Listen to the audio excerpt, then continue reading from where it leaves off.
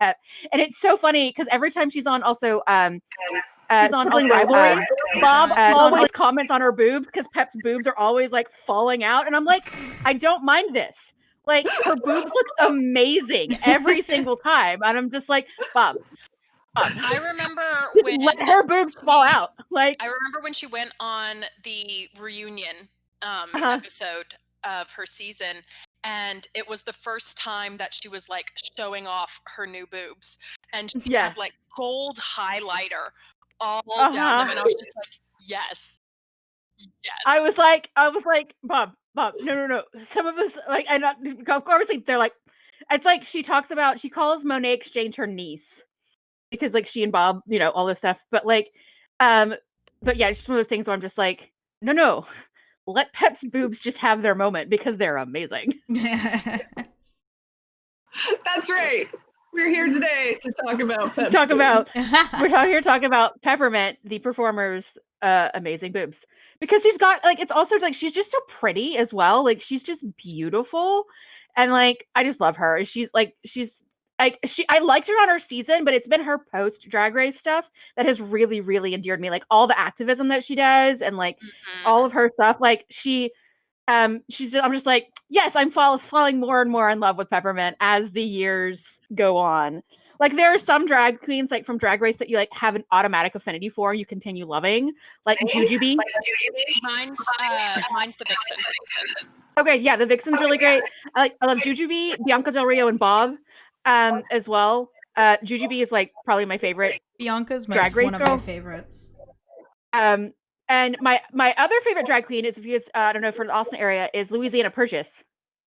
I got to see her on the Dragula. Yeah, she was on Dragula. I've seen her live a feue times, and some of them have been really intimate shows because I've just been like at a brewery that my friend used to work at, and so like they were like necessarily performing, they were just like playing game show type things with like individuals, so it was like a very, very intimate performance, and I'm just like, I love her, she's amazing. So like support like the big name drag queens, but also support your local drag. I've also started to like Trixie Mattel just because of her YouTube channel. Yeah, Trixie's her YouTube kills me. I want to buy some of her stuff and some of Kimchi's cosmetics. I have Kimchi's mirror because of the lights. I use it at I'm gonna be using it at Sherwood because I want the light mirror. Also, like I love Kimchi as well. Like she's such a goof. She's such a goof. I love her. I really enjoy following the Vixen, and the Vixen also does like promote a ton of other queens and stuff. Yes. Locally, one of my favorites is Chloe Knox. Okay. She's just absolutely gorgeous, and she's also started modeling, like boy modeling too.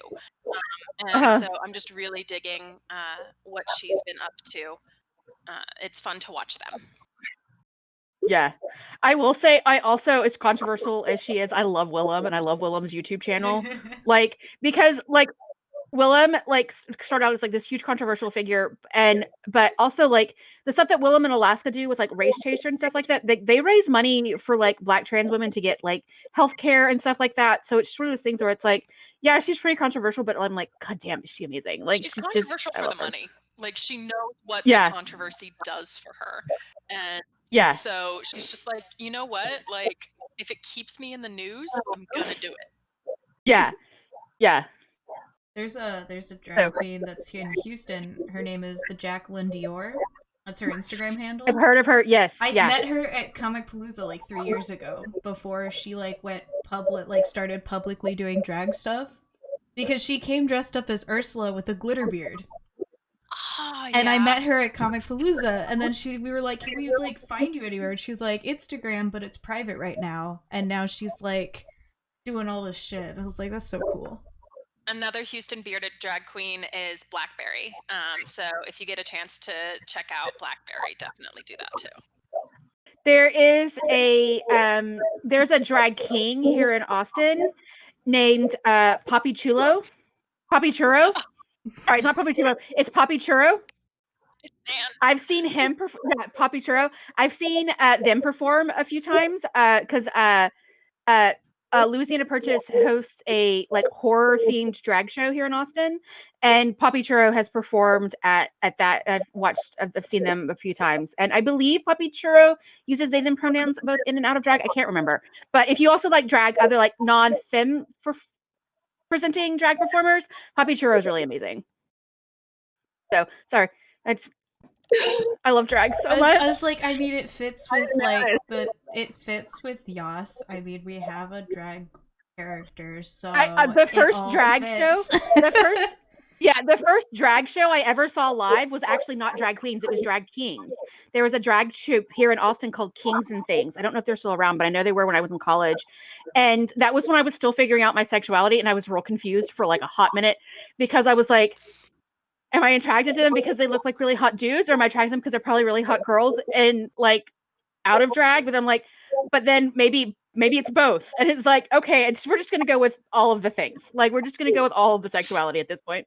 Because there was one. Yeah, I was like, there was one named Trevor Endeavor. I was like, holy fuck. Like I love you so much. Yeah. I remember that. This is pre-out Sarah days when I was like 19. So that's fun. You're adorable. Honestly. And I was like, yeah. Oh my god, I was such a nerd. I mean, like a nerd now, but like, oh, I mean, like, I was like, I was like such a dweeb. Like, let's go with that one, like the dweeb kind of thing. When I was like, I don't know what's going on. Yeah, I definitely for the first time in my life. I definitely, because like even though I came out as bi when I was in high school, like I didn't fully like come into my queerness until about 3 years ago, and so yeah, like looking back and just going, oh gosh, you poor gay baby.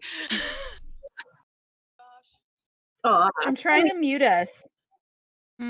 So we don't get feedback because I've got my tablet on, so I'm trying to make it so we don't make any sound. Oh yeah.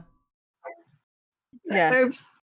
No, I'm trying to figure out Twitch on my tablet, so I'm looking down right now. I'm like, why are you doing this? I set up outside and I was like, it's gonna be fine because there's like no wind. And then like literally okay. I was plugging everything in, wind picked up and I was like, there's also occasional feedback from your side, but it's not too bad.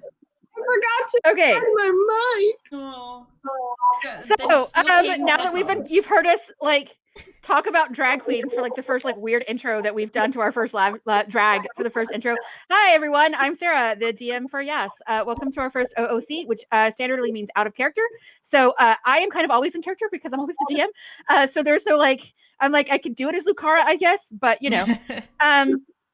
We have 3 members of the Yas playing group, Amelie, Annika, and Tanya here, and we are just going to talk about basically the start of Yas and how it started and why it started, and I'm going to kind of be moderating this and asking questions, so I'm going to let, after I ask a question, let's go through pronouns in case people don't know. Most of us have our pronouns in our Discord, but I'm Sarah. I use she, her pronouns. Tanya, do you want to go next? Sure. I'm Tanya, and I also use she, her pronouns. Okay. Annika? I'm Annika. I use they, them. And Amelie? I'm Amelie. I also use they, them.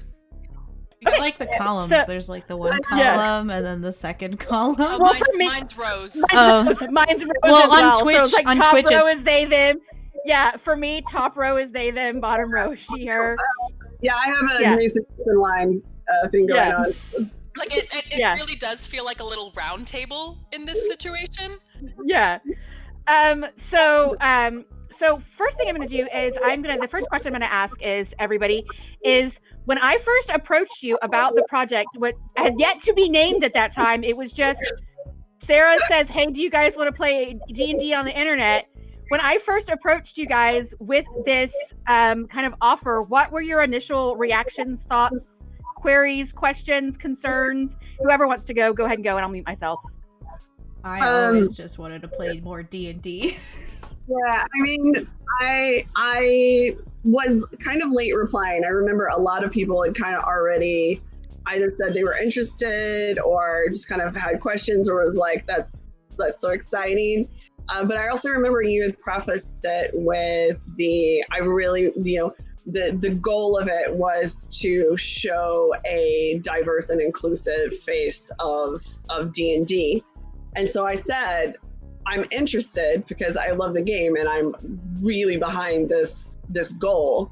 But I realized that I'm gonna tick like literally one box for what might be considered, diverse. And so I was like, I'm okay sitting it out. I'm always okay like giving up this seat for somebody else, but I will stand over here and just be like, raise my hand a little bit. But yeah, I'm with Annika. It was like more D&D. Well, because at the time I only had one game, so I was like, wanted to play more games. Yeah, I wasn't like so much like you had put out a call on Facebook about it, and so like I don't know how like approached I was about it because like you and I had met once, and or twice. Yeah, we had interacted a little bit, but I had been part of a game that we were trying to turn into a podcast called RP Gals, like off of the RP Guys or whatever. So they Sorry, they had actually given us the go ahead to start calling ourselves the RP Gals, and all of us at the time were declaring ourselves to be women. Which is not the case anymore. But it was so I thought it was just going to be more along the lines of that, like we were just going to be like kind of like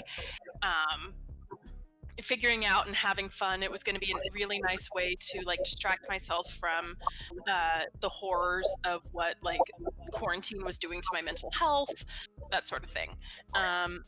And then we got really, really organized. Thank you, Annika. You're amazing.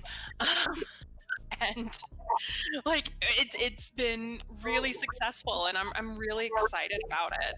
And also just kind of flabbergasted that it's so formal and we're doing this so well.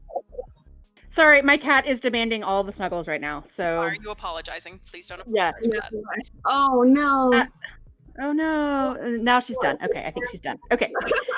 So yeah, I talked about this the very beginning of Yas, like our very first episode. I talk about the diversity, and if you notice that in our game, it's something that we talk about that we have a failing, and I kind of put this on myself. And but we do not have a large number of ethnically or racially diverse members of our cast.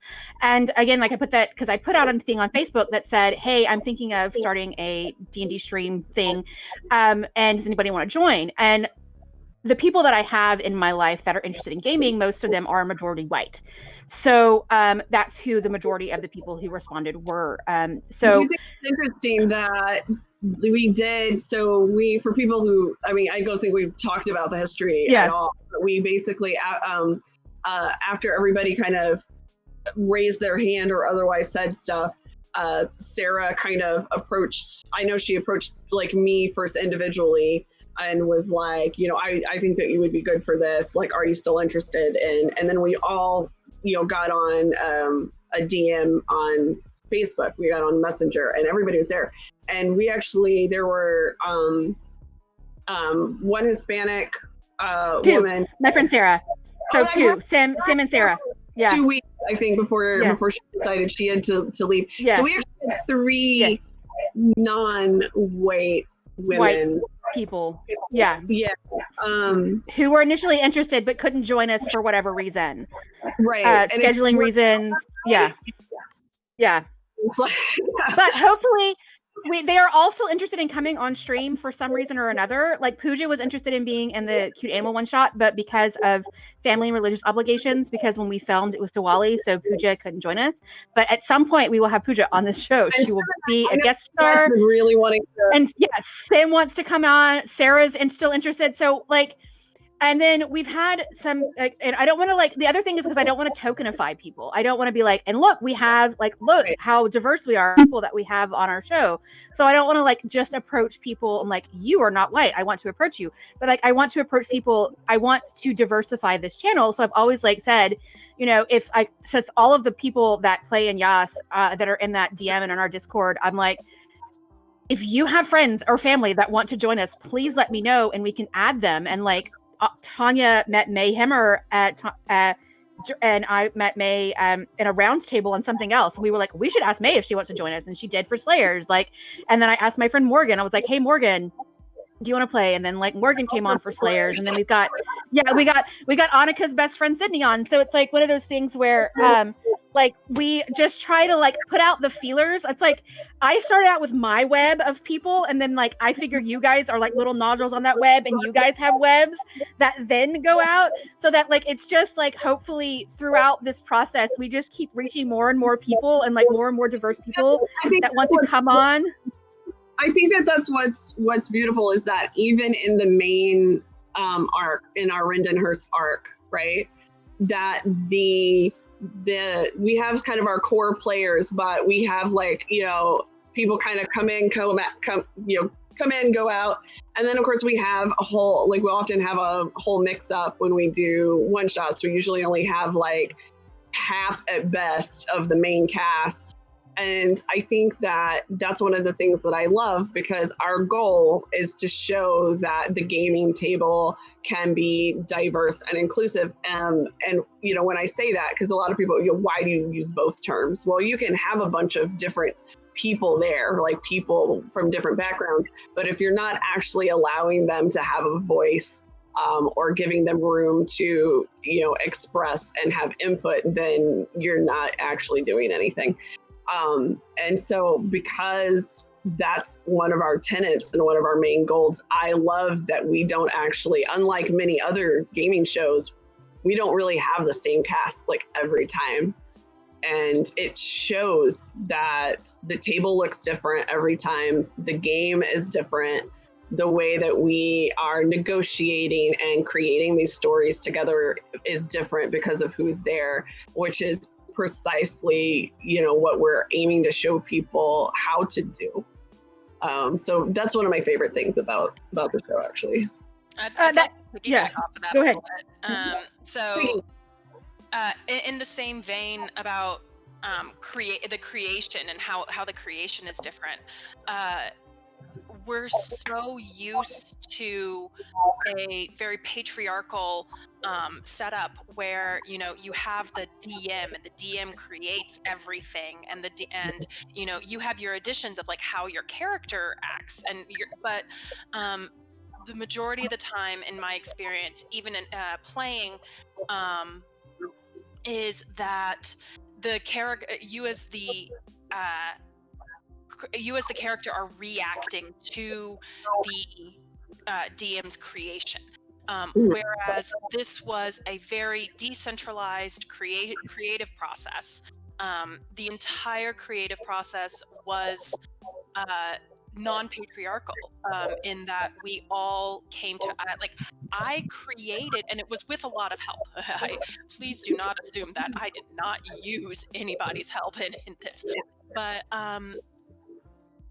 and because it was so decentralized creation, basically the orcs in this world are defined by me, are defined by who I make Jack. Yeah, similarly, I had a, I would say almost entirely developed what Minotaurs look like in this world. And so that's another thing that I like, is that even though we might have fantasy races that people recognize from, D&D canon, they're not at all what you think they are. That we've created something very different. And I think that's another thing, because I think there's a tendency to get bogged down in rules, and forget that the whole idea of RPGs, D&D included, is that these are broad guidelines. And some people aren't comfortable with large strokes, and so the books go into a lot more detail, but there's literally nothing that says you have to do it this way, it has to be this way. And that we all have that ability to take a concept, take an idea, and make it your own, turn it around. If you don't like the way it looks in the book, do something different. Change it. Which actually, I'm going to bring a question directly to Annika, because we've kind of seen orc culture just a tiny bit. Jack's talked about it, and we've seen a little bit of the Minotaur culture. But Annika had a special had a thing that they were able to do to not talk about Eladrin culture. But yeah, so Annika, as opposed to just talking about Eladrin, like that's something that I've worked on. But Annika has something special with Aster's drag family. So do you want to talk about that a little bit, like how you worked on Aster's like drag family, how that, like the House of Dauntless, like how that kind of came to be a little bit?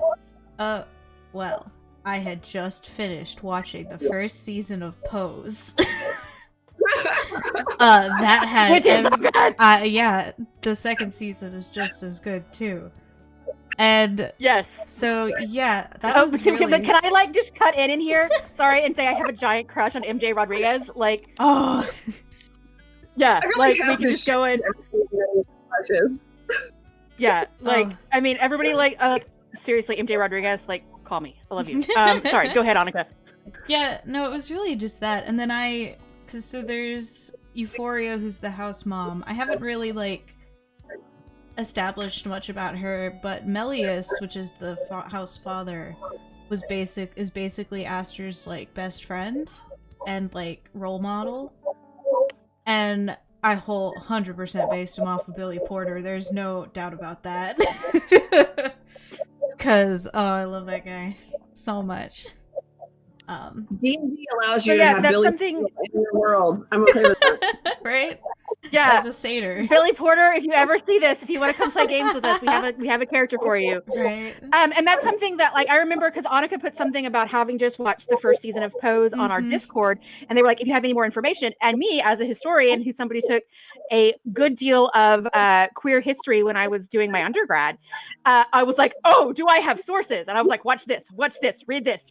I was like, we're talking about ball culture. I was like, again, it's one of the things like we have to acknowledge that ball culture was invented and created by and for Black and brown queer people. Like, you know, it was specifically in New York and like Chicago and LA, like in like Hispanic and Afro and Afro-Latinx communities. Like that's where the ball culture came from, and that's where like the house structures and all that stuff. Yes. Real quick, I just because you brought up the word Afro-Latinx, yeah. So there is a movement among Spanish speakers to replace the Latinx with Latine. Latine, yeah. So I wanted to. Yeah, it's so because I'm so conditioned to do Latinx. It's just Latine, yeah. Absolutely, and I just wanted to bring that up.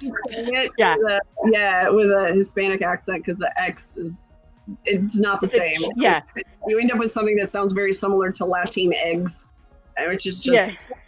So anyway, so that's something that I was like throwing all of these resources, Annika. I was like, watch Paris is Burning. Read these articles about like 1980s ball culture. I had watched Paris is Burning, that I told my mom that I did, and she was like, watched it without, like, every time I watch something like without my mom, she gets upset. Like, she's seen it too, but she was just like, how dare you watch this without me, kind of thing. It was so funny. So like what that's it. We'll talk about the now we can just talk about like how we built this world. It's something we've talked about before. Is it's hard for being people of Earth to create completely new cultures. So a lot of the things that we have pull from already established cultures here on Earth. Like when I first kind of mentioned that orcs were going to be a mountain people, so I was like, look towards mountainous cultures in like Central and South Asia, like Bhutan and Nepal, and also Europe and South America and like the Andes.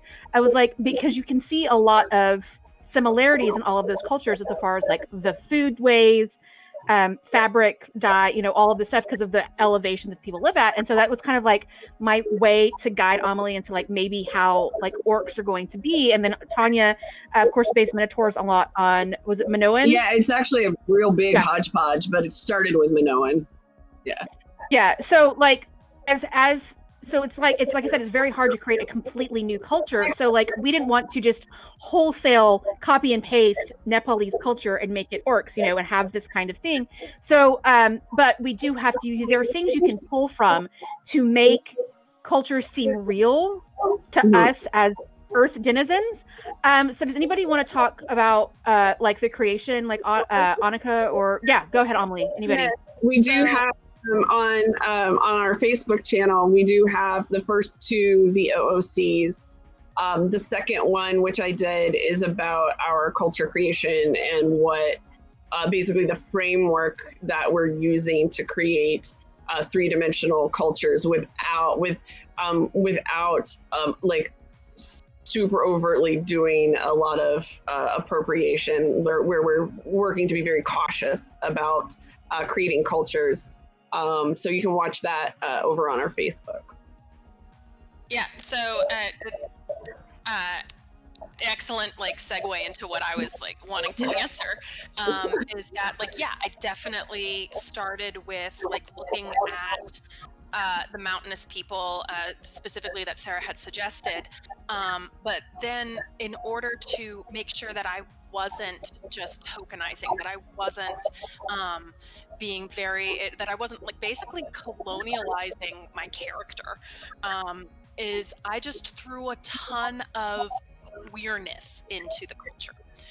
So I took some of the more like definitive aspects, like the walking marriages, out of a very specific people in China, where it is a matriarchal.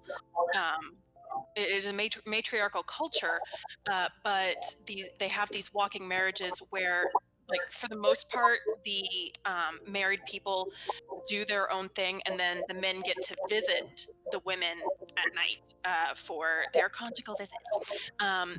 But what I know is I know queerness. I know my own queerness. I know I do have a special interest in queer history. So it's not like formalized like what Sarah has, but I have done my own research into it. And so I just threw a lot of that on there. And so I ended up creating, yes, it's a matriarchal orc. The orcs are matriarchal, but they're also, because of how I approached it,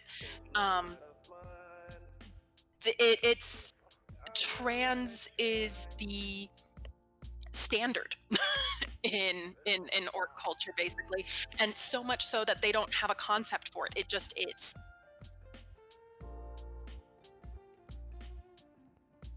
Oh no, like I actually will argue on that, because it's not fashion.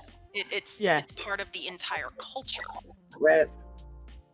Yeah. So yeah, that's what we talk about. Like, Amelie was talking about how like this collaborative storytelling. That's something that I find like there are things like I've said this before on other streams and other roundtables, is like D&D being the largest and most popular best-selling RPG in the world has its pitfalls. It has its shortcomings, and even though we use that system to play this game, there's no reason for us to not critique it. Like I had this huge critique of Tasha's Cauldron of Everything and how Wizards of the Coast did not step up to the plate like they said they would, as far as bioessentialism and races and talking about lines and veils and session zeros. But there are other games, which is why I always encourage people to play other games and find other games, specifically indie RPGs.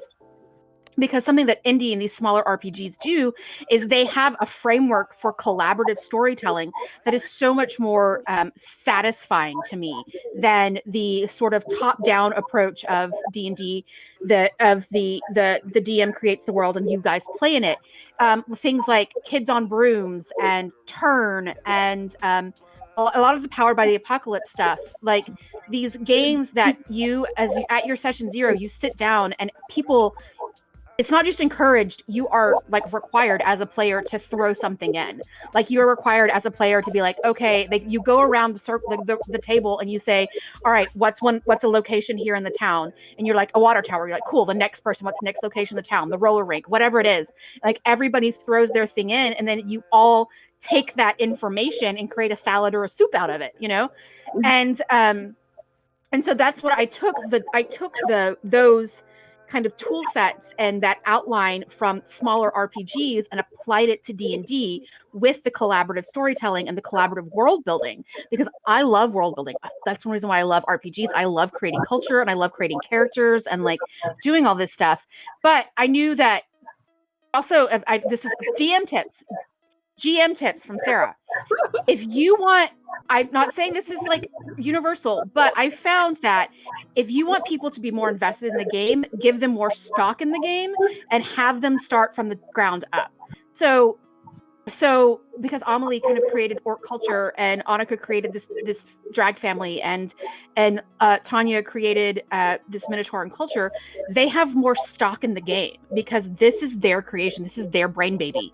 And so and not that I haven't run amazing fun games where it's all just top down, I've created everything and the players just play in the world, but the other reason why I wanted to do Yas is to show people that there's a different way of doing D&D or RPGs in general. Like it's, you can do it where you guys are still surprised by things.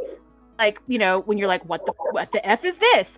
What is this? Where are we going? You don't know what portal leads to where and all this other stuff, but you have the background that your character would have. Your character, Amelie, would know all about orcish stuff. And, so like, for me to create that, like that seems kind of silly because you're the one who knows. You're the half orc, you're the expert in orcish culture, not the DM. So like as a GM, like if you're interested in doing that, look up collaborative world building tools in other games. Okay, so now that's just me talking. I have another question. Okay, so the first question was, when I first approached you, what did you think? And then we talked a little bit about the collaborative world building. Has Yas met your expectations as far as like the playing and the world building? What are you, as we've played like 10 or 11 games, I can't remember exactly how many it's been like right around double digits. So as far as the amount of games that we have played so far, has this experience that you signed on for, has it kind of met your expectations? Or whoever wants to go can go. I've been real chatty. Somebody else should go. So we're all going to look at Annika. I mean, Annika, you can't just be our tech person. You have to answer questions sometimes. I mean, that's true. I mean, I've had fun doing this. It's also just interesting for me because I've started watching Critical Role again. Because, like, I had started and I wasn't very far in it, but now that I'm back in school, I watch it while I work for school.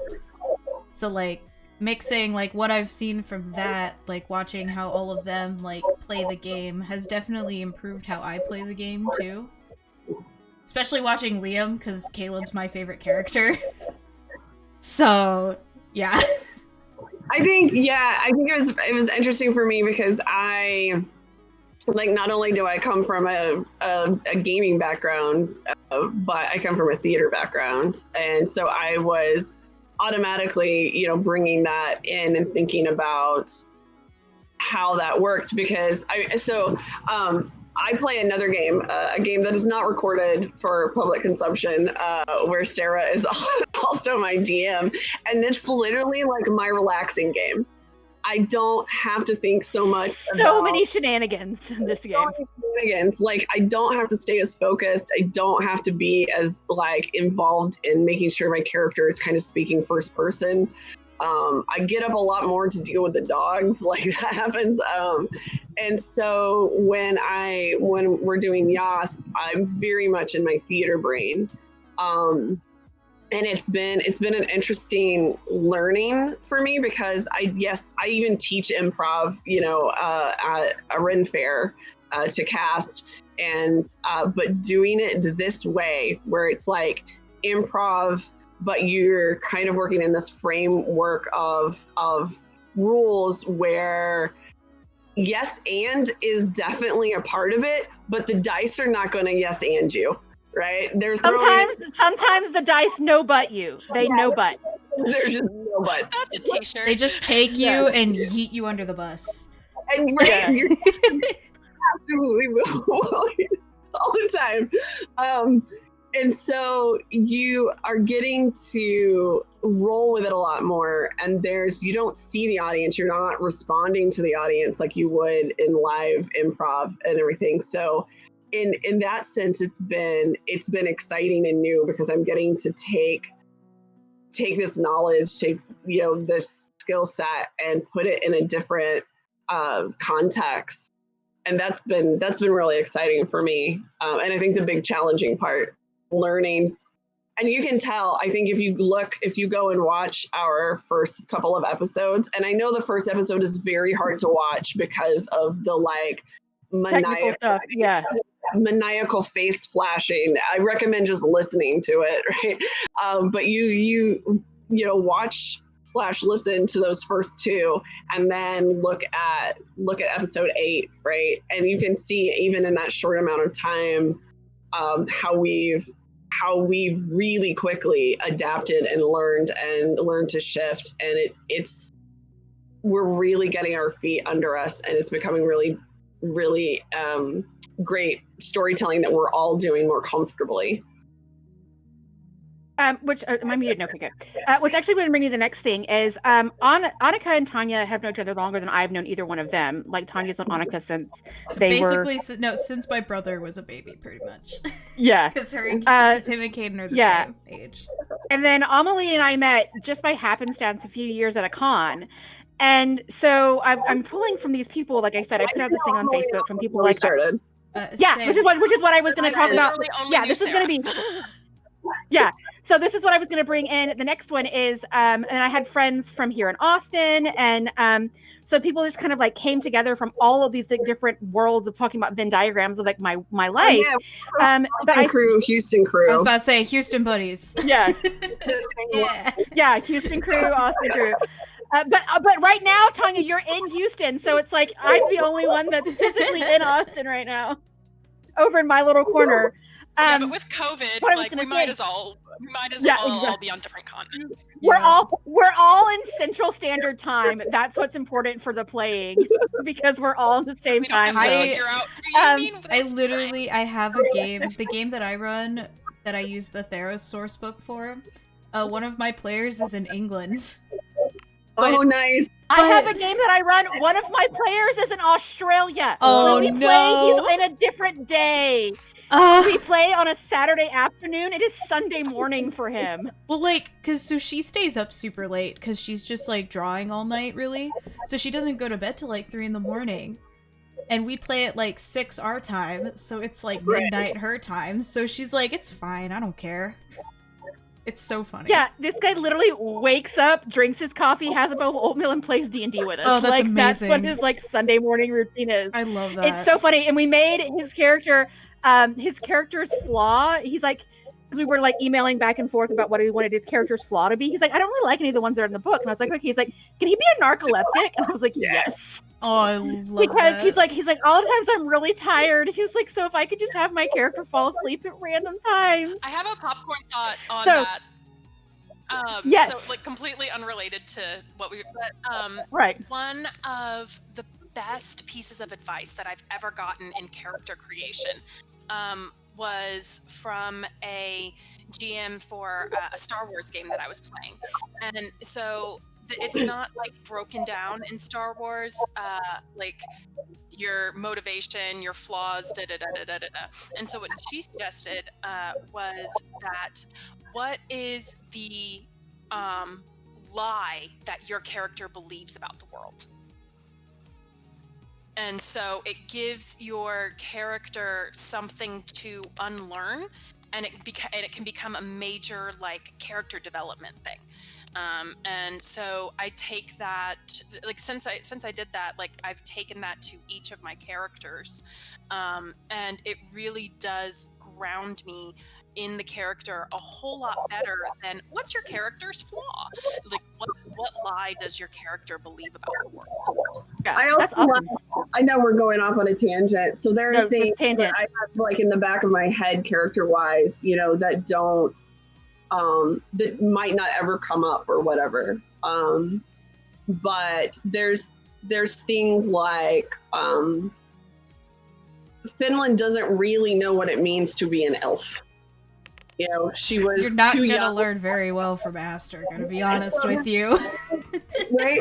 There's gonna be things where, she doesn't change color, she doesn't change aspects like Aster would, and that's a thing in her head, is the thing that we get in her head. Yeah. Another thing that the funerary practices of the Minotaurs are that if when somebody dies, they are cremated the whole like pour wine over the bones, the very, very Greek, basically.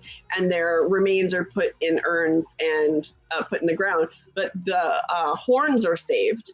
And the blowing of the horns is a very important part of the funerary practice. But Finland doesn't have horns, right?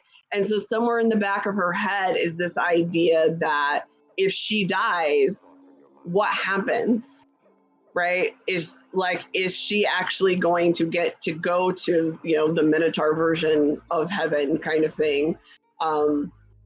Does she end up having to go with the elves? And like, it's a thing that's very private to her. She's not going to bring it up just over some coffee. But those kind of things, if you can give those sorts of things to your, your characters, those very personal kind of concerns and worries, I feel like we talked about funerals like in the last episode that ended up not getting recorded. We did talk about this, and I did say that the drag family Viking funeral gotta go out with a bang. I just 100%. That's what happens. So my original question from this was, so some of like, how has meeting new people, and I think what I was going to say was, I think that like what Tanya was talking about, we've kind of found our groove. Like any new playing group does, you find your groove as a playing group, but we have this extra added thing of doing it on the internet. What has that been like, playing with new people and playing with, and like Tanya and Annika, like you guys have known each other for so long, but had you played RPGs together before, like seeing each other, even that you've known for a long time in a different light, and meeting new people, and like just talking about like the social aspect of the game that we play, whoever wants to go. I mean, the only thing I've actually done with Tanya is acting, and this is different from that. So, and even then, I never really actually like interacted with Tanya. Well, now we are, but before that, I was a deputy, and they would make me do and we did everything. Like we were in every show and did all this other stuff. So I never actually like interacted with people.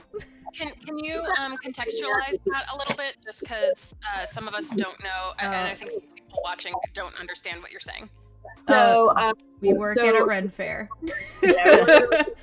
Forest Fair. Sarah was there for a couple of seasons as well. Yeah, that's how I met Tanya and Annika. Yes. Which the story of how Sarah and I met is golden. So I will tell that in a minute. Tanya and I will tell that together.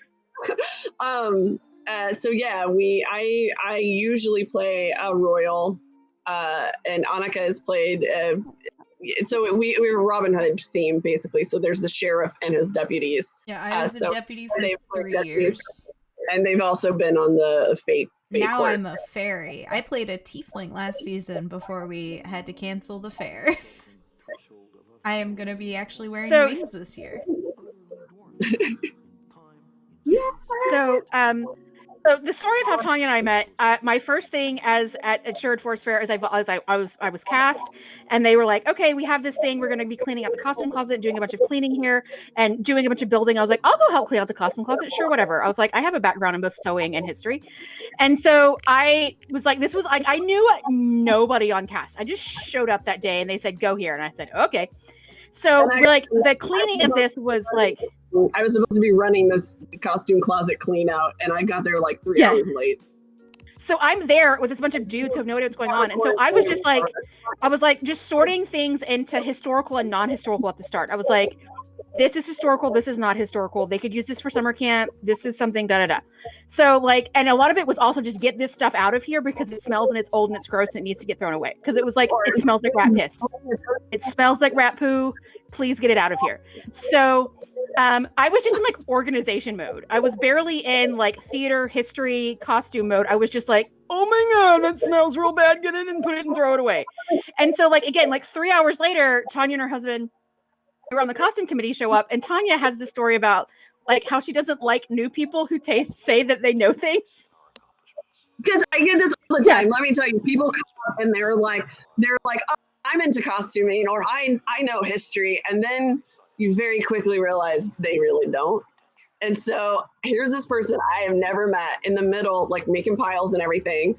And she's all like, I'm really excited because I know history and I do costuming and everything. And I was like, yeah, okay, whatever. And so I just totally like blow her off because I was like, I've heard it 50,000 times, because Ren Fair people always think they know history and they know costumes. And they know historical costumes, and they very rarely do. And then I pulled a gown out, and Sarah starts being like, well, it's kind of got the silhouette for this particular style, but it's like, and I was like, wait a minute. Maybe she do know something. And about 10 minutes later, we were thick as thieves. My husband ended up leaving because he was like, y'all just laughing too hard about everything. And like, it was so funny because Caden, I just remember that Caden was like hanger boy. We're like, Caden, have this hanger. Caden, have this hanger. Have this hanger. And because I was telling people, like, I endeared myself to Tanya by talking about the Angles and the Saxons. Like, yeah, we were knee deep in like history and nose. And because I was talking about, like, I was like, yeah, my character's going to be Welsh for this. And I was like, started speaking a little bit of Welsh. And Tanya was like, what? She knows that Wales is another country? I don't understand. So I got very... I was like, yeah, I know a little bit of Welsh. So much for sharing it. I was like, and then, so like, one of the directors... City at first, because I've heard it so many times. And I was One of the directors comes in, finds out that I speak a little bit of Welsh, and goes, oh, can I have you help these two people who are going to be playing the Welsh princes? And I was like, again, I knew no one on cast. And I'm like standing there like, I mean, I guess. And he literally shoves two humans at me. And he was like, talk to him about Wales. And I was like, hi, my name is Sarah. Yeah, I was like, hi, my name is Sarah. Nice to meet you. Wales. Wow, there's a lot of history there. I don't know what's going on. I just... And then during so we have a variety show out there that the deputies put on. And we decided that year that we were going to do like an interpretation thing. So we were going to get the Welsh princes up there. They would speak Welsh and then we would like interpret it. And it's just like they would just be like Hergadurgaberg. And then we would say whatever. So like here I am going like Shumari Sidaki, like Warda, like doing all of like the minimal Welsh that I know from the time that I lived there. And it's like conversational Welsh. Like Shumari Sidaki means like hello, how are you, basically. And I'm like doing Beun Sarah, which means my name is Sarah, like or I am Sarah. So like I'm doing like Dwi Sarah. Anyway, doing Beun means I am from. So I'm doing like very small conversational Welsh, and I'm like using the tools that I have. And it was, I also remember there's a really fun story with Tanya and Francois and I, Tanya and Chris and I, when you would say Was Hail, he would say Bonjour, and I would say Borada. People were like, you have no idea what's going on. Which I thought was brilliant. So because like we're at the end of the 12th century in England, which is actually England has long been more diverse than people think that it has. But during that time, there were basically like 4 languages spoken on this island, and people would literally not understand their neighbors. Like literally, you would not be speaking the same language. And so I would love these little moments of creating that sort of confusion in the lane, where nobody is speaking the same thing. It was great. Yeah, so we had one guy who was a French character, and Tanya was speaking Middle English, and I was speaking Welsh. And people like patrons would walk by and like going, like they would pick up on the French because you understand like bonjour and like some of the things that he was saying, but like the Middle English and the Welsh, they're like, no, which I got nothing. Yeah, they just assume Middle English is very good. But anyway, go. But our nerds. Huge surprise. But this also relates to RPGs. How? Improv. Because I'm gonna turn it back. I am very good at You gotta take the roller coaster and just like put it back on track. Yeah, I am very good at getting that train back on the tracks. I can make a segue like nobody's business, because this goes into a little bit. Segue or a train? We're in a roller coaster. All three, all at once. It's a Segway train roller coaster. So going back to improv and RPGs is we have people speaking different languages. Segway train coaster. Can we make a shirt that just says "Back on the train Segway coaster"? It's our new phrase 'cause, now. I like- get back on track.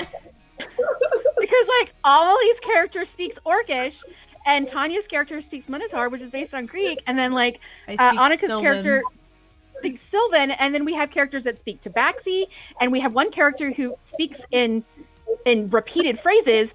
So we have a lot of like miscommunication in our group, but that's kind of planned because like when if Aster says something in Sylvan, I'm like, who else knows Sylvan? People are like, I don't know. I'm like, you have no idea what Aster just said. It's fine. I And can so, just like, speak German to everyone.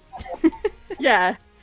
So Sylvan is now German. Like that's how I like to do things. I'm like, if you know a language that nobody else knows, that's what the language is. Yep. I'm like, Sylvan, I don't even know German. I'm like, I could like do like very minimal things. I'm like, Annika, what did you just mean there? I'm like sending Annika a text. I'm like, what is that? Schmetterling. Schmetterling. Yeah. Yeah. So or- like, yeah. so like we have this. I'm reaching for this, pulling it back on track to D&D and RPGs. But we have this, and it's because we've been able to create these like individual cultures within the game that have their own unique words and phrases and histories and, like I said, cultures. And you see every once in a while, like you'll see Finland and Jack go like this, because it's something that is something from Finland's culture. Yeah. And I'm talking about world building and how much I love doing that. So anyway, we talked about expectations met for playing Yas. Let's talk about a little bit of where you want to take Yas, where we want this to go. What do we want to do? Continuing on our mission of games are for everybody and everybody has a place at the table, with some caveats. The caveats being, if you're ableist, sexist, homophobic, queerphobic, all of the other things that we have in our Twitch chat, like don't be these things. Those do not have a place at the table. But open-minded, inclusive people who are willing to learn, they have a place at the table. Or at least my table, any table that I have. Where do you see Yas going, or what do you want to have happen with this little project that we started on a few months ago? Well, I know that I said it in our Facebook chat, but I do want to start like doing side games with anybody who wants to play games, because like the world has just like they've just been making video games, and a lot of video games are now cross-platform as well. It's like if anybody has like a PlayStation, somebody's got a computer, like you guys can still play together with some form of game nowadays. Yeah. And so that's one of the things I want to do. I like the idea where we were like, yeah, we start with tabletop role-playing games. Yeah. With that. Our tabletop simulator on Steam is $10 right now. This one? Tabletop There's simulator. Oh, is it? Yeah, it's $10 because the dungeon creator game that I wanted to get, Oh, yeah. it's on there, so we can get it. So I'll be getting that right. right. Okay. Yeah, by the way, the Steam Autumn sale is live now. Yeah. And I have a bunch of games on my wish list have got on sale, and I go, Yep. Amelie, okay, Sorry. anybody else, where do you want Yas to go? No, it's okay. Where do you want Yas to, what, even in the main Rendered campaign, side campaigns, whatever it is, where do you want this to, where do you see this going? Tanya, Amelie, I anybody? really have trouble answering that because, Okay. like, my it's- personality is very much like I don't know how much stock you put into the Myers-Briggs, but I'm a P. I'm an ENFP, and like I know that like those letters can be fluid, but and like especially the P versus J. But I have never, ever been J. I don't need a map. I don't need an itinerary. I don't need a plan. I am very much a... Yeah. And it's very cool just to be along for the ride. Like if you're just here, like Amelie's just along for the ride. I'm along for the ride. My goal is to understand Jack better. That has always been my goal. And that's my goal in any game. Is my experience as a player is always, I want to get to know this character better. And yes, the character is my creation, and the character is another person. And so by playing, I get to know this person, and a lot of my creation is happening in real time. Like, they're like, someone will ask, "Well, what is orcish funerals like?" And I'm like, "Oh, well, okay, this is what I know." And okay, so because they're in the mountains, you can't really dig, and so it's going to be an above ground grave, and they pile rocks on top and as a marker. And so I didn't want to do, a sky funeral, but this seemed like an appropriate way to handle funerals. But that was made in real time, and so my goal is always understand who my character is. Yeah, so I agree. So Finland is actually a recreation of my very first D&D character ever. And I don't remember if I showed it live, but there is somewhere when we were filming something, I did bust out my old character sheet, and you could see that I played the original Finland till she was level 27. So yeah, like a long time. And she had a whole story, a whole life. And I was like, what if, I take the original concept back to brass tacks, and she gets to live an entirely new life with entirely new friends and entirely new things happening to her. Who does she become? Right? And because by the end of the first time I played her, she was heavily scarred physically and emotionally. She was a badass fighter, but she was extremely detached from people because of very traumatic things that happened to her, right? And so it's like, I'm getting to watch this character kind of have a different trajectory. And that's exciting for me, and similarly, so one of the things I was thinking is that, we were talking about cheese, we were talking about pies, right? And there's like a cheese pie. And it was like, in that moment, I decided that minotaurs can't eat cheese. They can't digest it, right? They're ungulates, right? So after they are basically babies, they can't eat cheese.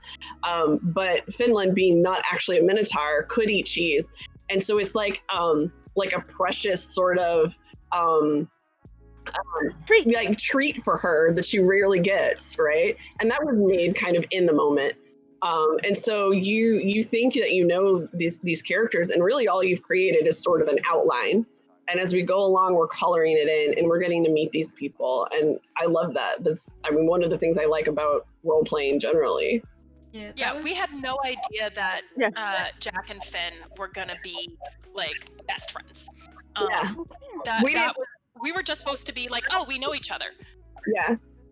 But I think in our third episode where we realized that that's where we wanted to take it, and we ended up having an off-camera session to hash out how we met. Sure. Yeah. So so once you brought up hey, we're vegan, we don't eat cheese, of course then Jack would know that. And so Jack would be in on the super secret squirrels eating cheese.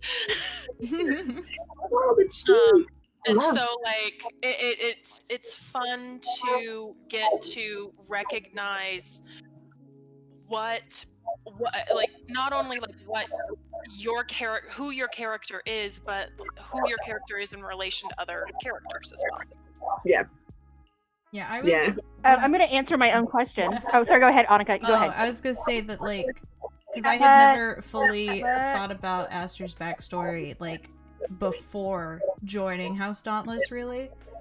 And so and then, when I realized that we were doing all this shit with portals, I was like, wait a second. I was like, I had to look up, so I, pulled out my book and, started reading up about Feywild, and then I sent Sarah, a 2-page thing about a clan in Feywild. I love Google Docs. Google Docs is the best.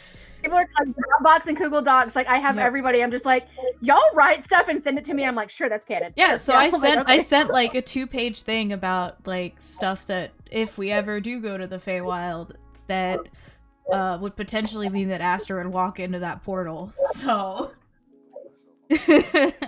Yeah, I was going to answer my own question of like what I want to do with Yas and where I want Yas to go.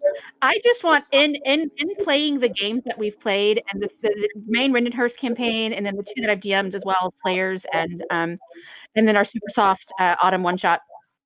I just want to reflect the world that I live in. I want to reflect it in games. Mhm. That's why I've created the NPCs that I've created. And I'm not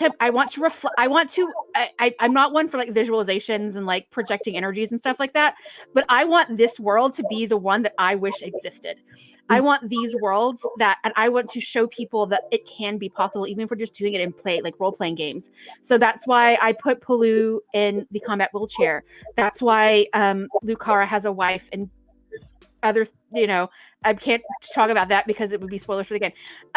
That's why Nikita has 2 husbands, because how many people on our stream are poly, So it's like, so I want to see people to see themselves, even if they can't see themselves in me, because I am a white cis woman. I want them to at least, same thing. I don't want to tokenize any character or NPC, but I live in a world of diversity. I live in a world where I have friends who are non-binary or gender fluid or agender or like anywhere like this. There is no gender spectrum. My friend, who's now named Blair, a few years ago, like we talk about like people always talk about the gender spectrum and like sexuality. We're like, it's more of a blob.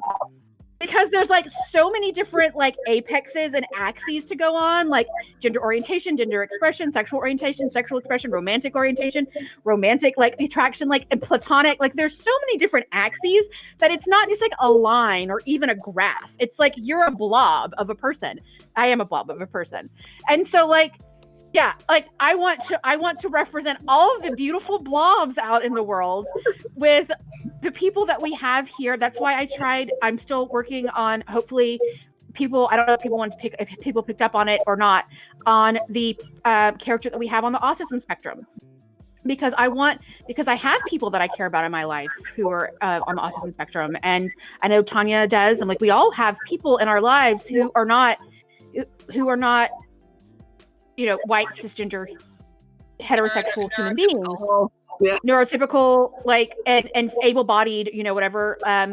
So I want to represent those people, even again, if they can't physically see themselves in me, at least maybe in the characters that I can help create in this world that I help create, they go, oh, and this is something that I can be a part of or watch, or because I don't want to exclude anybody, because and even in the small bits of exclusion that I got, especially as a child, because of gender or orientation, anything like that, like it hurts. And so I want to make this place, this space, this Yas, what we're creating, to be not only an inclusive and diverse space, but a safe space.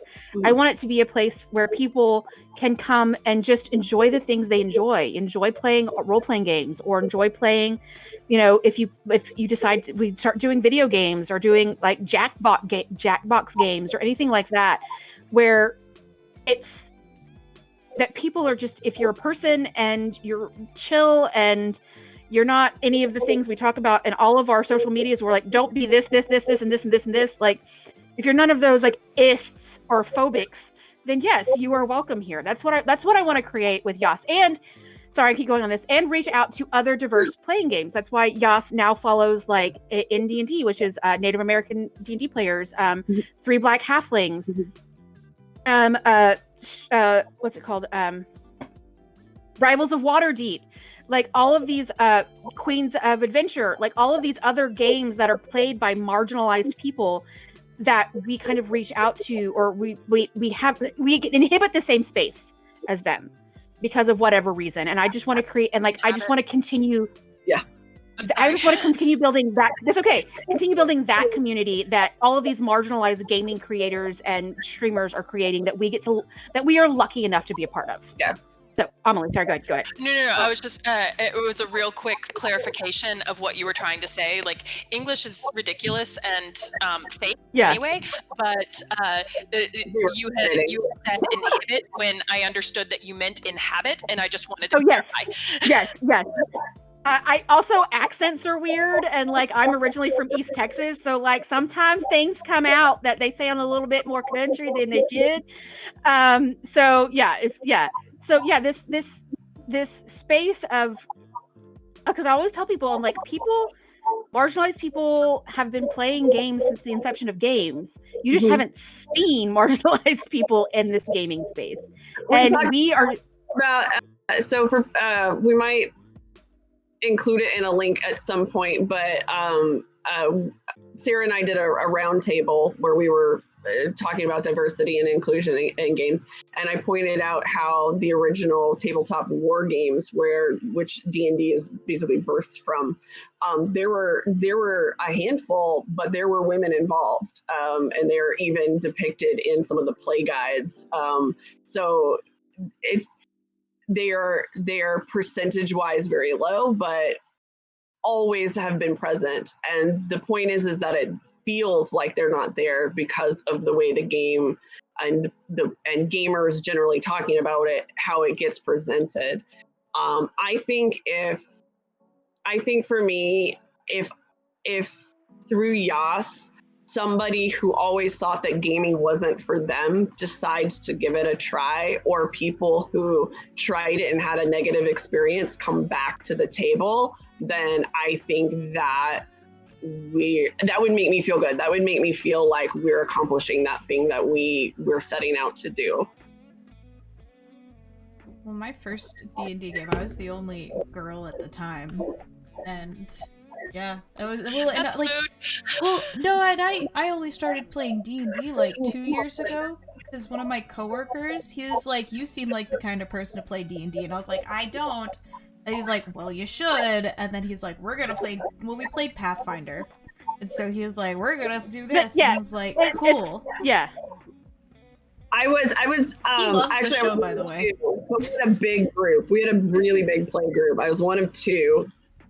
Still friends, actually, with the other female in our group. And I will say, despite it being very traditional, where all the DMs were male, all the storytelling was very, top down.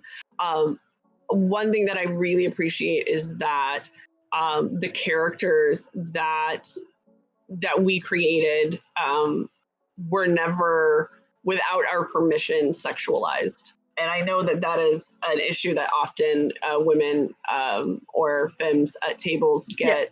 Can I tell one of my stories? Yeah. Okay, I'm going to tell one of my stories.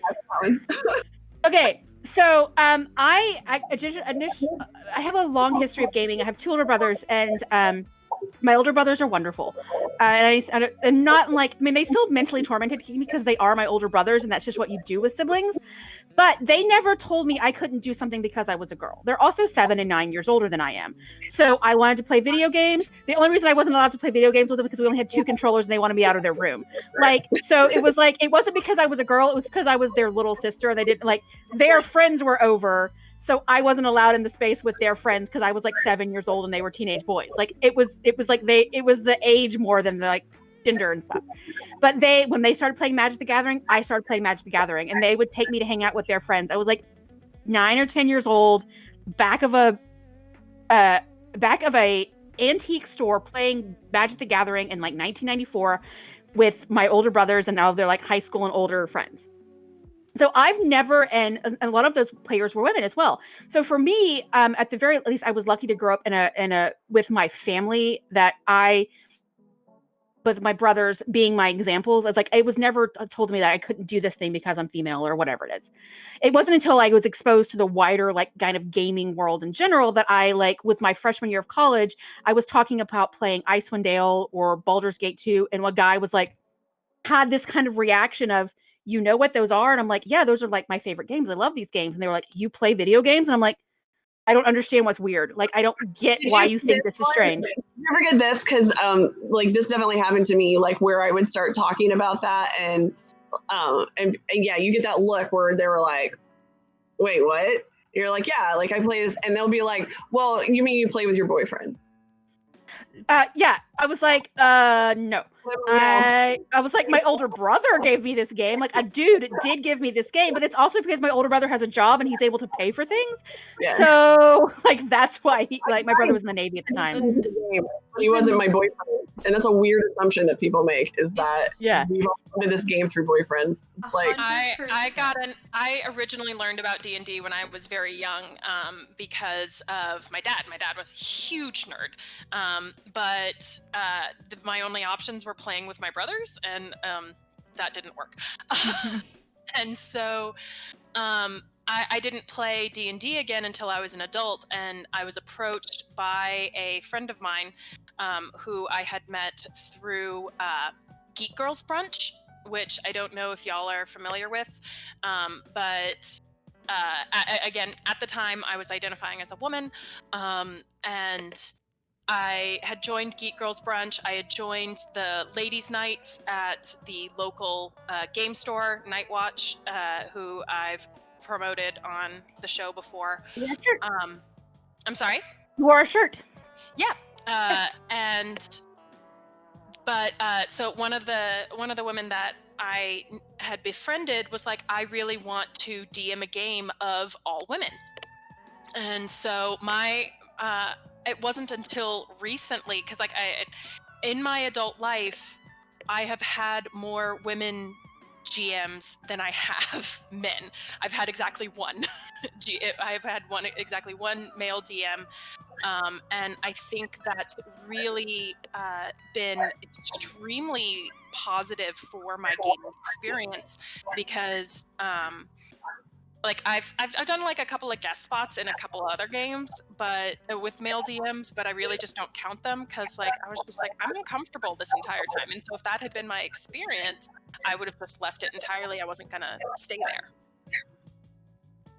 I will say that video gaming, as somebody who sounds like a girl, is horrible.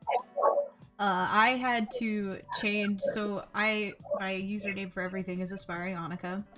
So when I started playing Rainbow Six Siege, that was my username, and it's push to talk to your teammates, and I just kept getting team killed because I sounded like a girl, and so I changed my name now, and so now I'm like my original name from like when I was 8 years old.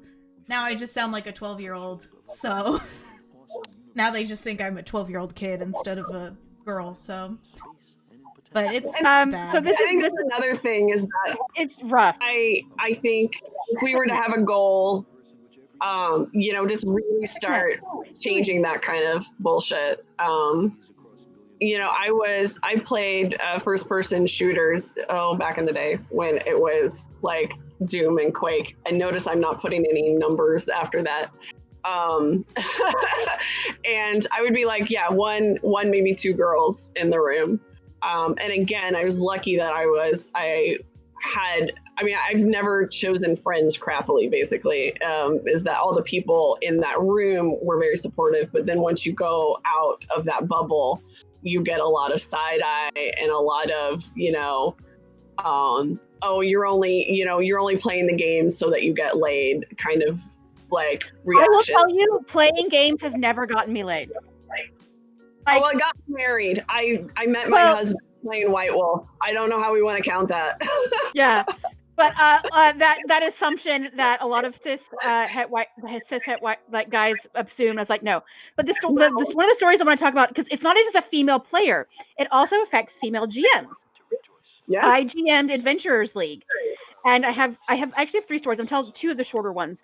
One of them was my first time playing Adventures League here in Dragon's Lair's Austin. It's not Dragon Lair's fault. It's the whole gaming community. Like, Dragon's Lair is actually very inclusive. They have a safe space thing. Like, they're one of my 2 favorite gaming / comic book stores here in Austin.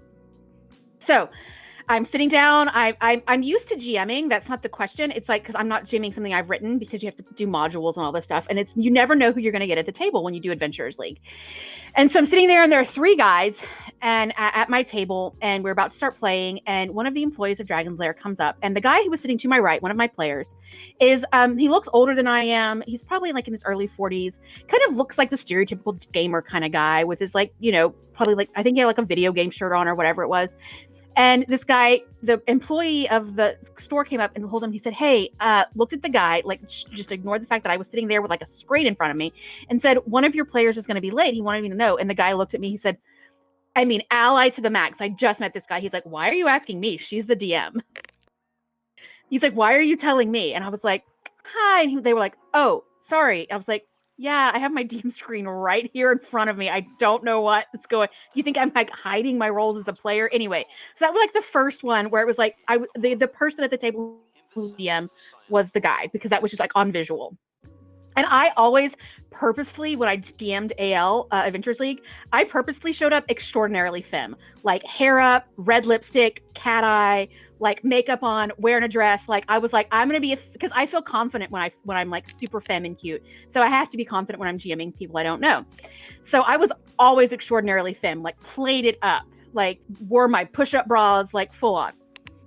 So the second one is I'm playing a game, and one of the people at the table is a younger male. I can't tell you the exact age, but I can tell you that he used he, him pronouns, and facial hair was just coming in. So somewhere in puberty.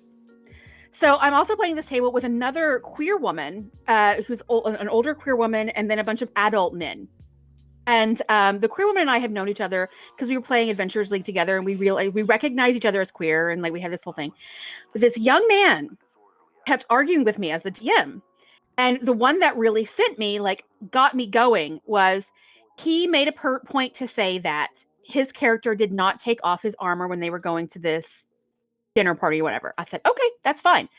And he's like, full armor, full plate mail. I said, that's fine. You can wear that. You're the only one doing it, but whatever. And so later on in that session, he tries to say that he's going to pick a lock. And I said, cool, roll with disadvantage. And he goes, why? I have proficiency in thieves tools. And I was like, that's super cool. Yeah. And I was like, that's great. I'm rolling with disadvantage. So he's like arguing with me. And there was an older guy. He was maybe a few years older than I am.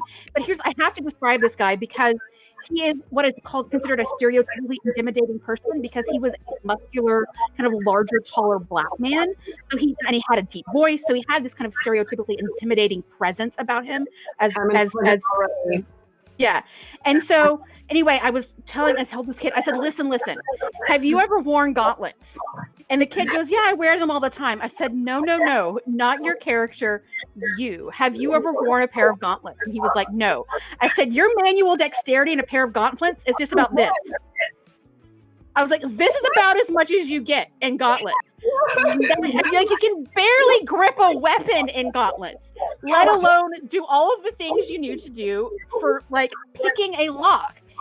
Roll with disadvantage. And this kid keeps trying to argue, and this guy, again, he just wants to play his D&D. This guy is on his day off. He just wants to roll dice and play his wizard and like do all this stuff.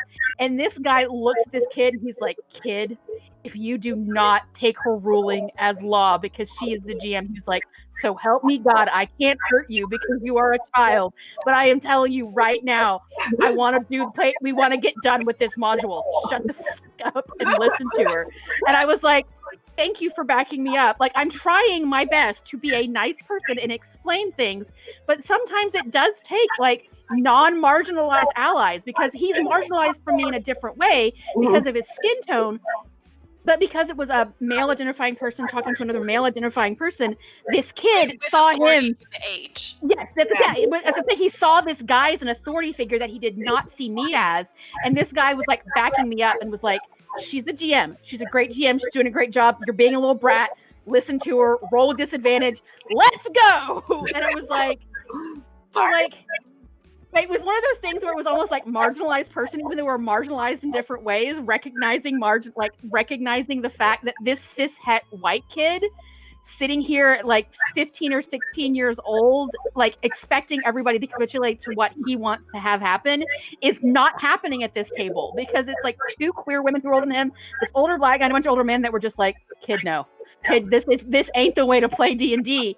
And I felt so loved and seen by all the other players at that moment, where they were just like, she's the GM, she's telling a great story, shut the fuck up and roll your dice. Stand up and you're like, question for the room. Who thinks they could pick a lock with gauntlets? Reminds me of that. I think it's like a Tumblr post where the guy was like, no, I can throw him. And he's like, no. And the GM's like, no, you can't. And the guy's like, no, I based this guy on me. And so like, if I can throw this weight at a mannequin, I can make this throw. And so they went out and they did it. So like, yeah, sure, kid, if you can show me that with gauntlets, you can do this. Because it's not just the metal, it's the glove and all of the things that go along. It's all the things that, it's not just the metal that's on your fingers. It's not like a ring, dude. Like you can't, I was like, because I didn't want to pull in my history degree. And I was just like, oh my God. So we're talking about playing as people who either are femme or who are female, who are femme, who are perceived as more feminine in gaming spaces, a lot of time are not given the benefit of the doubt that they know what they're doing. Hi. Because I also wanted to tell, and I have used weapons. I've done both simultaneously, even. So come at me, bro. But I also want to tell this kid, I want to be like, kid, I'm fairly certain I've been playing D&D longer than you have been alive. So do not step to me on the rules of this thing, because he was so rules as written. Like I was like, you got to do rules as interpreted, because some people have real life experience and we put it into our games. So I guess you know what, it's actually a little past 1. It's like close to 1:30 and I need to eat lunch. So I would actually love our next OOC, if one of the things we've talked about having our live chat with whoever wants to join, both on cast and off, is talking about some of the, and let us know what you think about these topics that I'm going to throw out at you. Let us know which ones you would like to hear. And we might like put them in order of which ones you want to hear first. Talking about being a marginalized gender at the gaming table, being femme, non-binary, trans, agender, whatever it is, basically being a non-cishet person cishet male at the table. What it's like to be just a generalized queer person at the gaming table, either if you're queer in gender orientation, romantic orientation, sexual orientation, again, a blob of a person, whatever your blob looks like. Also, one thing that Amelie, I'm very excited about and I love talking about is using RPGs to help discover who you are.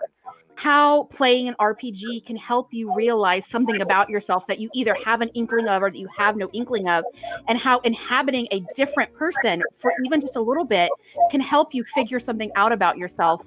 Like I always talk about, like I played characters that were queer before I came out, and having that experience was helpful as during my coming out process.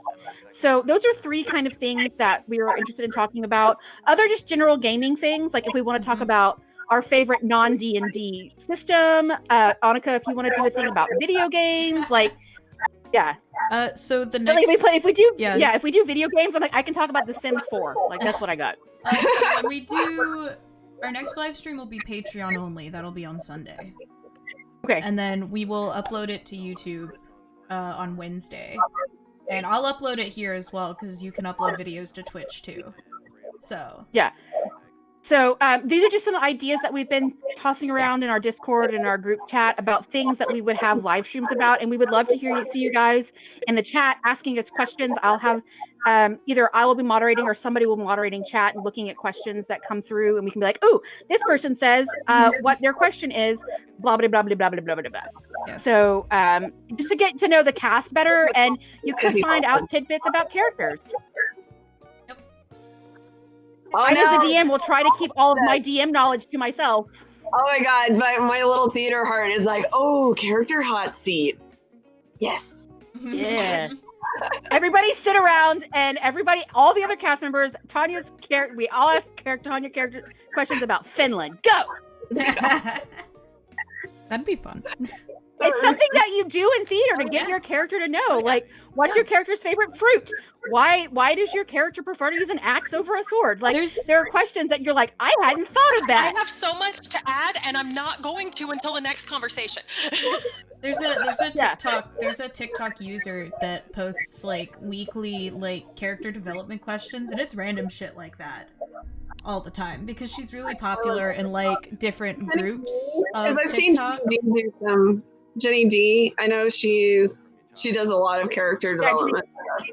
Which one? Yeah, TikTok player. The TikTok person I'm thinking of is Radical Slinky, who does all of that stuff. Okay.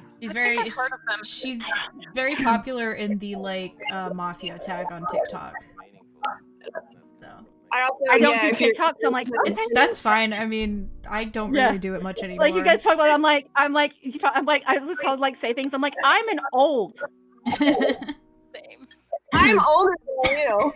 Yeah, but you also have a teenage child. Old is a specific reference to the millennial generation. Like if you the like first 3 or 4 years of the millennial generation were known as olds because there's a difference in experience between having been at the beginning of the tech boom to the rest of the millennial experience. I was born in '84, so I am an old millennial. So but Tanya, you also have a teenage child, so you get from through osmosis, you get information through your teenager. Speaking of like people being called old, there was a thing on TikTok, a bunch of there was a TikTok audio, and it was like, this audio is only for the older generation, those born after before 1990, and I was like, are you serious, people on TikTok? Like, what?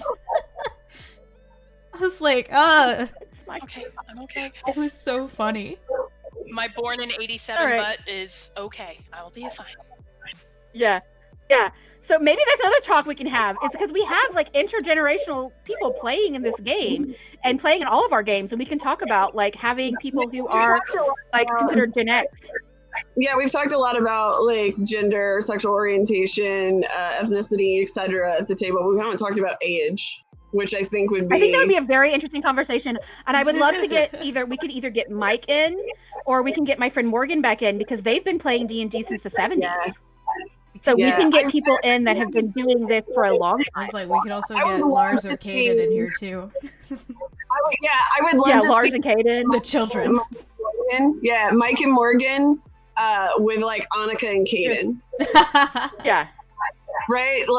All of us in the middle group just step back, and we just have these people.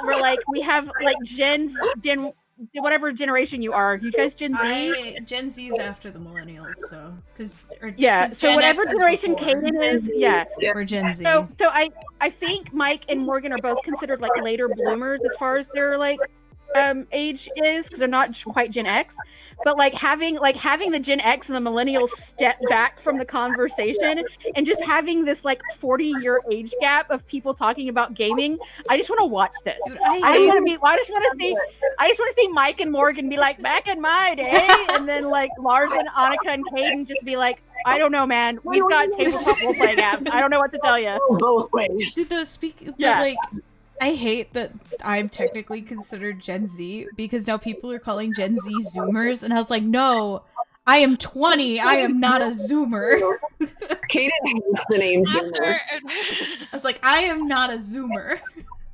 Annika, when I heard that my generation was going to be called millennials, and I was in the very beginning of high school, end of middle school, I was like, this is stupid. I hate it. No, never. And it became the regular word for it. I just forever. Yeah. I'm just why? Why? I just hate that it's Zoomer, because especially now with how much people use Zoom, I personally fucking hate Zoom. I hate that app with a passion. Why are we using Zoom when Discord has been around for years? It's definitely, Discord is in my opinion, way more reliable than Zoom. I like it. I just don't want to be called a Zoomer. And from what I understand, Discord doesn't send our information to the government. What? I mean, my phone's tapped, so whatever. But I just don't. So, that's going to be another topic. Is we're we're gonna be talking about the playing of games and like intersectionality as far as generations and ages go, and like that's another topic that we can have. So I'm gonna go heat up my soup and have my salad and get ready for socially distanced Thanksgiving this evening that I'm having with some friends. We're playing some, we're gonna be eating food and talking to each other on the internet to have a Friendsgiving, Thanksgiving, socially distanced, stay in your own house kind of thing. Everybody have a wonderful holiday. Does anybody else have any tags that they want to like sign off on besides I love autumn? I like summer. I am gonna play Skyrim because I got Skyrim like a week ago, so I've been playing Skyrim all week. Yeah, I'm gonna eat salad and play Stardew Valley. Like I want that comfort today. So I'm going to deal with the cognitive dissonance of understanding that Thanksgiving represents genocide. Right. Yeah, and that's another talk. Like, yeah, because especially as a white person, like, because you have to like have like Thanksgiving literally represents the fact that like white people killed all the native people in the States, but then like how do you morph that into something as like you have to recognize that, but how do you morph that into the idea of just like harvest and festival and giving thanks and being around friends, but the basis in this is like white people, and you're like like you're just like it's something that has to be talked about, it has to be done, but it's probably not going to be done on this gaming channel that we have. No, but it probably will be done. This discussion, we'll have it off camera. Not this discussion. Yes, yeah. So I'm gonna go eat lunch. I hope everybody enjoyed the stream. We'll be doing this again for sure. Our roller Segway train. What was it? The roller Segway train. Roller Segway train. Or the Segway roller coaster. Or no, the Segway train coaster. Segway train coaster. The Segway train. What if it was just like a train seg coaster? A train seg coaster.